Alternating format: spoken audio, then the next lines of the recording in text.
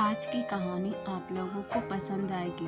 अगर आप लोग इस कहानी को पूरा सुने तो वीडियो देखने के साथ साथ आप लोग मेरा चैनल को भी सब्सक्राइब कर ले।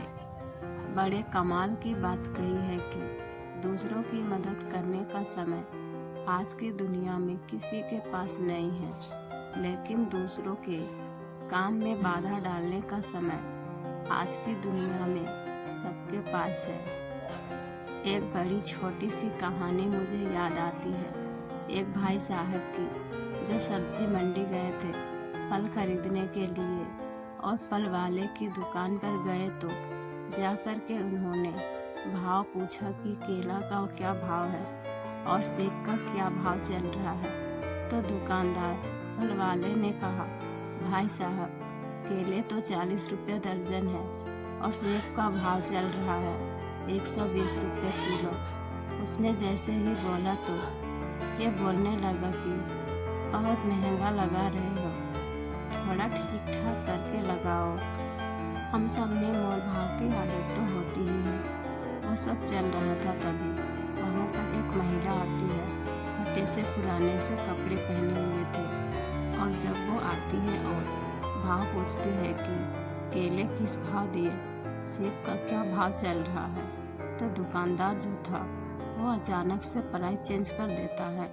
वो फल वाला कहता है कि मैडम, जो केले का भाव है वो तो चल रहा है 5 रुपये दर्जन और सेब जो है 25 रुपये किलो है, आप ले जाइए। तो जैसे ही यह बात पहले आए हुए भाई साहब सुनते हैं, उनको बहुत गुस्सा आता है, मन में गालियाँ देने लगते हैं, कैसा बदतमीज दुकानदार है, अभी पुलिस को बुलाता हूँ। आप बताओ और किस किस तरह की धोखेधड़ी कर रहा है। यह महिला आई तो उसने दाम कम कर दिए। बहुत कुछ उनके दिमाग में उल्टा फुल्टा चलने लगा। इधर ये जो महिला आई हुई थी, उन्होंने कहा कि ठीक है भाई साहब, आप हमें 2 दर्जन केले दो, 1 किलो सेब दे दो। फल वाले ने फटाफट से तौल दिया।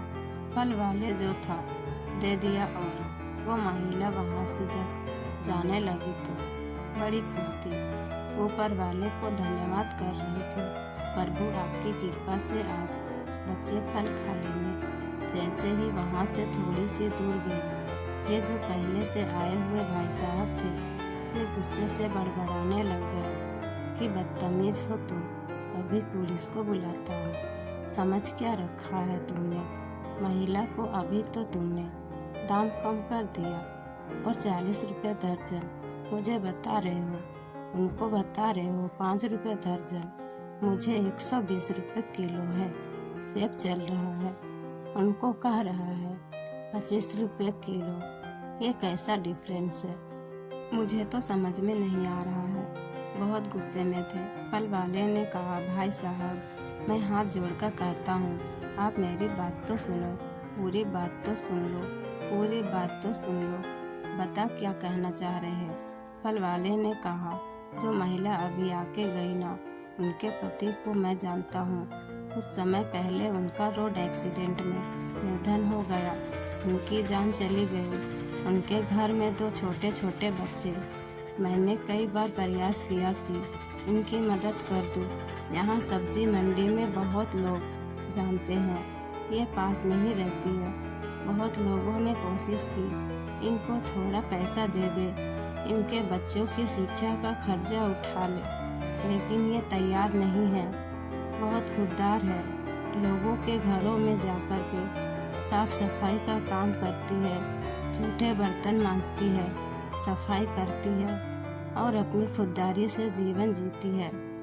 तो मुझे जब लगा कि कोई और तरीका ही नहीं है इनकी मदद करने का, तो मैंने सोचा है कभी अगर मेरी दुकान पर फल खरीदने आएगी तो सस्ते दाम में बेचूंगा।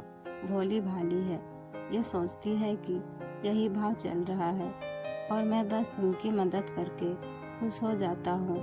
वो जो गुस्से में थे पहले से आए भाई साहब, उनका गुस्सा बहुत शांत हो गया और यह जो फल वाला था यह कहने लगा कि आप आखिरी बात सुनिए।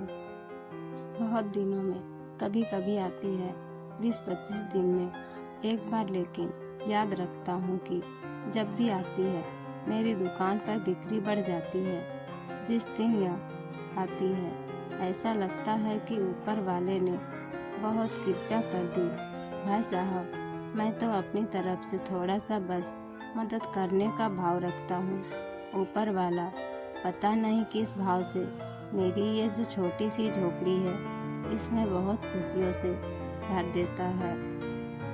इस कहानी से सीख मिलती है कि किसी भी बात को ठीक से जाने बिना किसी को भी गलत मत समझो, क्योंकि किसी भी बात के पीछे न जाने कितने कारण होते हैं। छोटी ही सही लेकिन मदद ज़रूर करना, देखना कितना खुशी मिलेगी।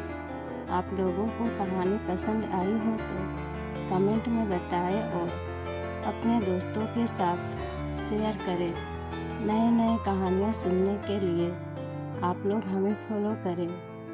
मिलते हैं एक और नई कहानी के साथ। तब तक आप लोग अपना और अपने परिवार वालों का ध्यान रखें।